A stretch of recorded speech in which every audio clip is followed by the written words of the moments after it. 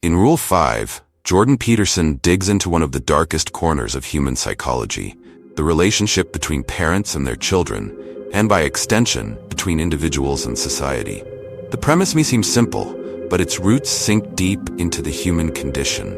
The fragile balance between order and chaos, responsibility and resentment.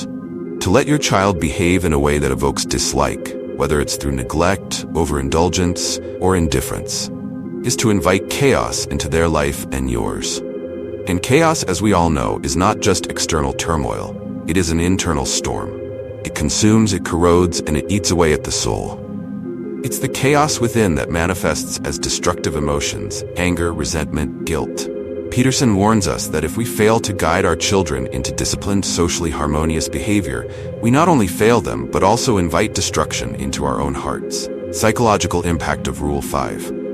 Imagine for a moment the consequences of letting resentment build. If we permit our children to grow into beings we secretly dislike, we plant the seeds of future conflict. Psychologically, unchecked behavior fosters disrespect, not just in the child, but in those around them. This disrespect doesn't stop at home. It spirals outward, disrupting society and personal relationships alike. We fail to understand that the boundaries we set for our children are not chains that imprison them, but are, rather, the walls of a fortress that protect them from chaos. Children are like clay. Without structure, they fall apart. But if shaped properly, with firmness and care, they become resilient and capable of confronting the world's harsh realities. Peterson sees the parent as the architect of a child's soul, molding their character by helping them face the consequences of their actions early on. To avoid this responsibility is to let the child be devoured by chaos, where boundaries blur and meaning is lost. Stoic fortitude and self-control. The parallels with Stoicism are striking. Both philosophies emphasize that we are not masters of the world, but we are masters of ourselves. And that mastery begins early. To live a good life, we must control destructive emotions like anger and resentment.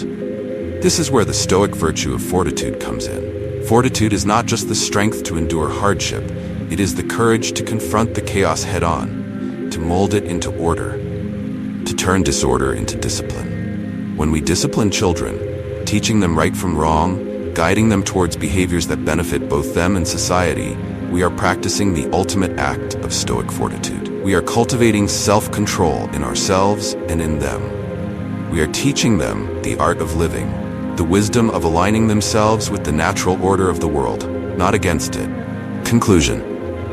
Let us remember that the path to self-control, fortitude, and personal growth is paved with the stones of responsibility.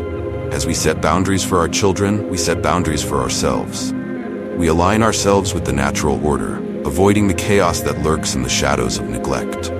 The rule is not merely a parenting guideline. It is a way of life. To discipline those we care about is to discipline our own minds, our own hearts. And in doing so, we conquer chaos. We overcome resentment. We rise above our destructive emotions, and we find, within that responsibility, the meaning that sustains us. In the words of Peterson, discipline is a form of love. It's what makes good things happen. It's what makes the good better and the bad bearable. We are, after all, the architects of our own destiny. Let us build with care.